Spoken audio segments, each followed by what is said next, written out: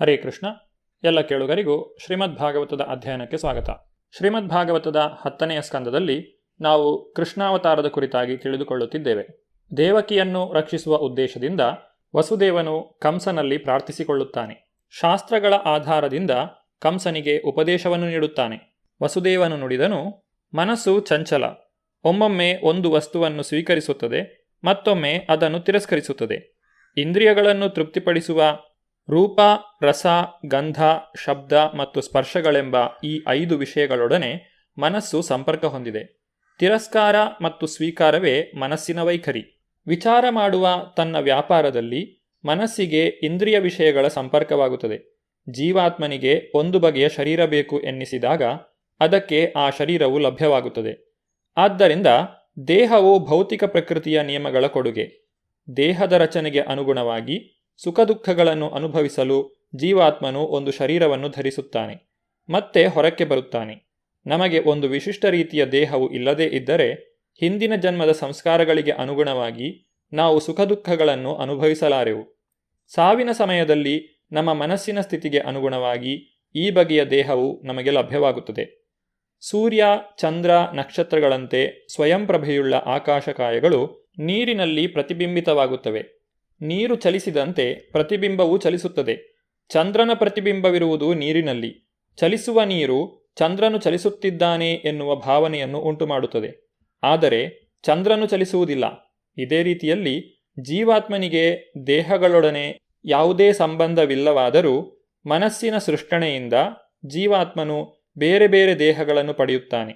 ಮಾಯೆಯ ಪ್ರಭಾವದಿಂದ ಮೋಹಗೊಂಡವನಾಗಿ ಜೀವಾತ್ಮನು ತಾನು ಒಂದು ನಿರ್ದಿಷ್ಟ ದೇಹಕ್ಕೆ ಸೇರಿದವನು ಎಂಬ ಭ್ರಮೆಗೆ ಒಳಗಾಗುತ್ತಾನೆ. ಬದ್ಧ ಜೀವನದ ರೀತಿಯೇ ಇದು. ಒಬ್ಬ ಜೀವಾತ್ಮನು ಈಗ ಒಂದು ಮಾನವ ಶರೀರದಲ್ಲಿದ್ದಾನೆ ಎಂದು ಭಾವಿಸೋಣ. ತಾನು ಒಂದು ನಿರ್ದಿಷ್ಟ ದೇಶಕ್ಕೆ ಅಥವಾ ಸ್ಥಳಕ್ಕೆ ಸೇರಿದ ಮಾನವ ಸಮುದಾಯಕ್ಕೆ ಸೇರಿದವನು ಎಂದು ಭಾವಿಸುತ್ತಾನೆ. ಈ ರೀತಿಯಲ್ಲಿ ತನ್ನನ್ನು ಗುರುತಿಸಿಕೊಂಡು ಅನಾವಶ್ಯಕವಾಗಿ ಇನ್ನೊಂದು ಶರೀರವನ್ನು ಪ್ರವೇಶಿಸಲು ಸಿದ್ಧ ಮಾಡಿಕೊಳ್ಳುತ್ತಾನೆ. ಇಂತಹ ಬಯಕೆಗಳು ಮತ್ತು ಮಾನಸಿಕ ಸೃಷ್ಟಣೆಗಳೇ ಬೇರೆ ಬೇರೆ ಬಗೆಯ ದೇಹಗಳಿಗೆ ಕಾರಣ. ಭೌತಿಕ ಪ್ರಕೃತಿಯ ಆವರಣದ ಶಕ್ತಿ ಎಷ್ಟು ಪ್ರಬಲವಾಗಿದೆ ಎಂದರೆ ಜೀವಿಗೆ ಯಾವ ದೇಹವು ದೊರೆತರೂ ತೃಪ್ತನಾಗುತ್ತಾನೆ. ತುಂಬ ಸಂತೋಷದಿಂದ ದೇಹದೊಂದಿಗೆ ತನ್ನನ್ನು ಗುರುತಿಸಿಕೊಳ್ಳುತ್ತಾನೆ. ಆದ್ದರಿಂದ ನೀನು ನಿನ್ನ ಮನಸ್ಸು ಮತ್ತು ದೇಹಗಳ ಅಧಿಕಾರವಾಣಿಗೆ ಸೋಲಬೇಡ ಎಂದು ನಿನ್ನನ್ನು ಬೇಡುತ್ತೇನೆ. ಕಂಸನಲ್ಲಿ ಈ ರೀತಿಯಾಗಿ ನುಡಿದಂತಹ ವಸುದೇವನು ನವವಧುವಾದ ತನ್ನ ತಂಗಿಯ ವಿಷಯದಲ್ಲಿ ಅಸೂಯೆ ಪಡಬಾರದು ಎಂದು ಕಂಸನನ್ನು ಪ್ರಾರ್ಥಿಸಿದನು. ಮನುಷ್ಯನು ಯಾರ ವಿಷಯದಲ್ಲಿಯೂ ಅಸೂಯೆ ಪಡಬಾರದು.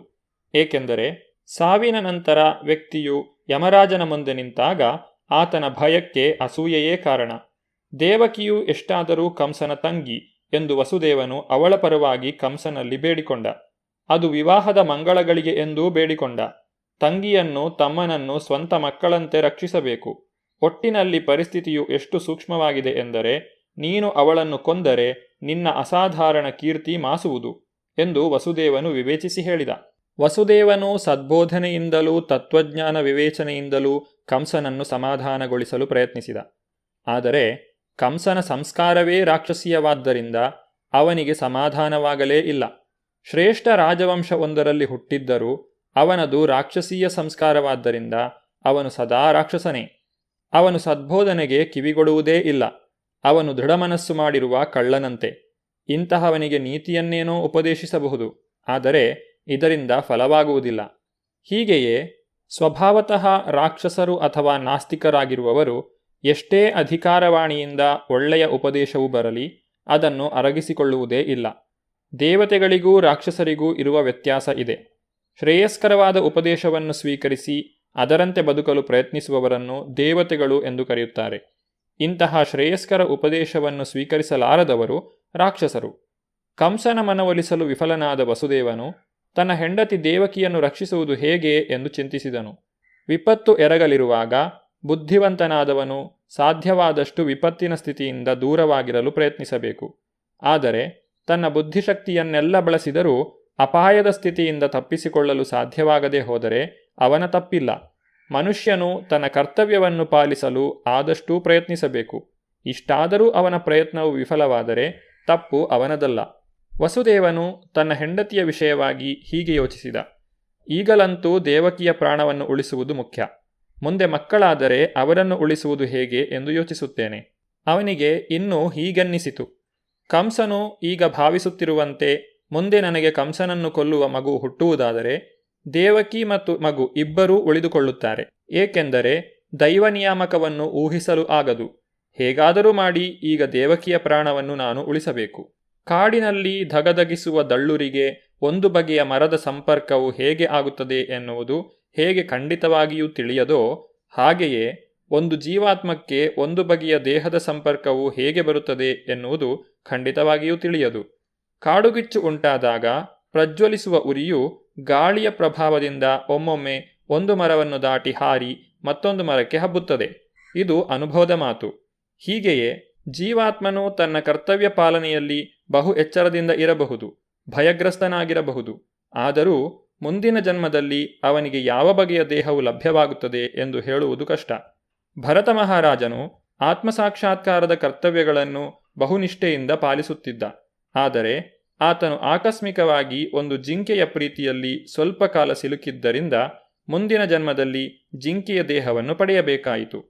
ತನ್ನ ಹೆಂಡತಿಯನ್ನು ಉಳಿಸುವುದು ಹೇಗೆ ಎಂದು ಯೋಚಿಸಿ ವಸುದೇವನು ಕಂಸನು ಮಹಾಪಾಪಿಯಾದರೂ ಬಹು ಗೌರವದಿಂದ ಅವನೊಡನೆ ಮಾತನಾಡಲು ಪ್ರಾರಂಭಿಸಿದ.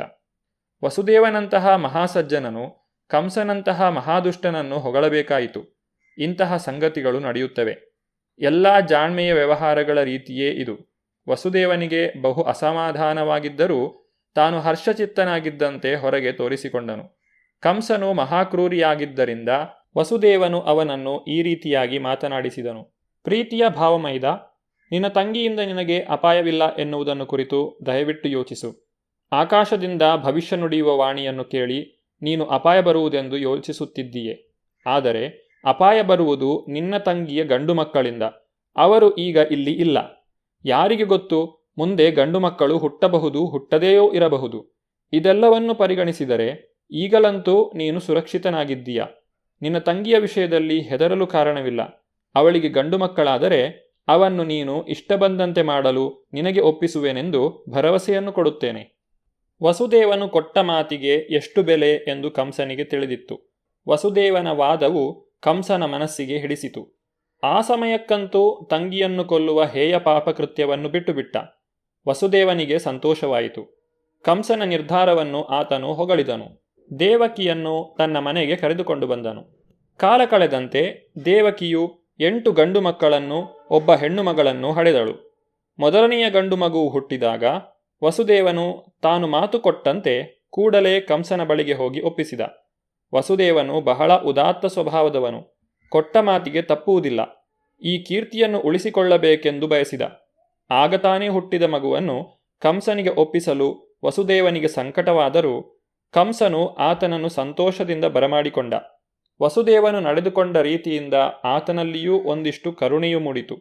ಈ ಘಟನೆಯು ಮಾರ್ಗದರ್ಶಕವಾದದ್ದು.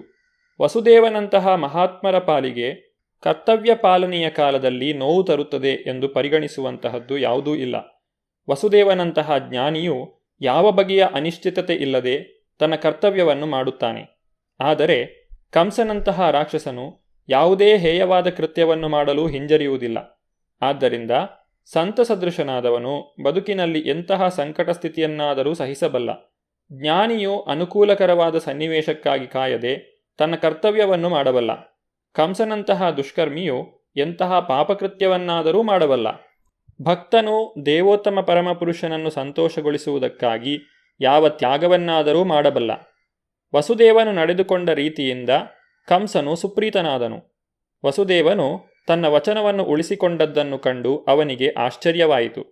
ಅವನ ವಿಷಯದಲ್ಲಿ ಕರುಣೆಯೂ ಸಂತೋಷವೂ ಮೂಡಿದ್ದರಿಂದ ಕಂಸನು ಈ ರೀತಿಯಾಗಿ ಹೇಳಿದ: ಪ್ರೀತಿಯ ವಸುದೇವ, ಈ ಮಗುವನ್ನು ನೀನು ನನಗೆ ಒಪ್ಪಿಸಬೇಕಾಗಿಲ್ಲ. ಈ ಮಗುವಿನಿಂದ ನನಗೆ ಅಪಾಯವಿಲ್ಲ. ನಿನ್ನ ಮತ್ತು ದೇವಕಿಯ 8ನೆಯ ಮಗನು ನನ್ನನ್ನು ಕೊಲ್ಲುತ್ತಾನೆ. ಅನಗತ್ಯವಾಗಿ ಈ ಮಗುವನ್ನು ನಾನೇಕೆ ಕೊಲ್ಲಬೇಕು? ನೀನು ಇದನ್ನು ಹಿಂದಕ್ಕೆ ಒಯ್ಯಬಹುದು. ತನ್ನ ಮೊದಲ ಮಗುವನ್ನು ಕರೆದುಕೊಂಡು ಹಿಂದಿರುಗುತ್ತಿದ್ದಾಗ ವಸುದೇವನಿಗೆ ಕಂಸನ ರೀತಿಯಿಂದ ಸಂತೋಷವಾದರೂ ಕಂಸನಿಗೆ ಯಾವುದೇ ಅಂಕೆ ಇಲ್ಲವಾದ್ದರಿಂದ ಅವನನ್ನು ನೆಚ್ಚುವಂತಿಲ್ಲ ಎಂದು ಅವನಿಗೆ ತಿಳಿದಿತ್ತು. ನಾಸ್ತಿಕನು ತಾನು ಕೊಟ್ಟ ವಚನಕ್ಕೆ ಬದ್ಧನಾಗಿರಲಾರ. ಇಂದ್ರಿಯಗಳನ್ನು ನಿಯಂತ್ರಿಸಲಾರದವನು ತನ್ನ ನಿಶ್ಚಯದಲ್ಲಿ ದೃಢವಾಗಿರಲಾರ. ಸಂಯಮವಿಲ್ಲದ ಇಂದ್ರಿಯ ಭೋಗಕ್ಕೆ ತುತ್ತಾದವರು ಎಂದಿಗೂ ಪ್ರಾಮಾಣಿಕವಾಗಿರಲಾರರು. ಅವರನ್ನು ಯಾವ ವಿಷಯದಲ್ಲಿಯೂ ನಂಬುವಂತಿಲ್ಲ. ಕಂಸನು ವಸುದೇವನ ಮೊದಲನೆಯ ಮಗುವನ್ನು ಕೊಲ್ಲದೆ ಹಾಗೇ ಬಿಟ್ಟನು. ಆದರೆ ಮುಂದೇನಾಯಿತು ಎಂಬುದನ್ನು ನಾವು ಮುಂದಿನ ಸಂಚಿಕೆಯಲ್ಲಿ ನೋಡೋಣ. ಧನ್ಯವಾದಗಳು. ಹರೇ ಕೃಷ್ಣ.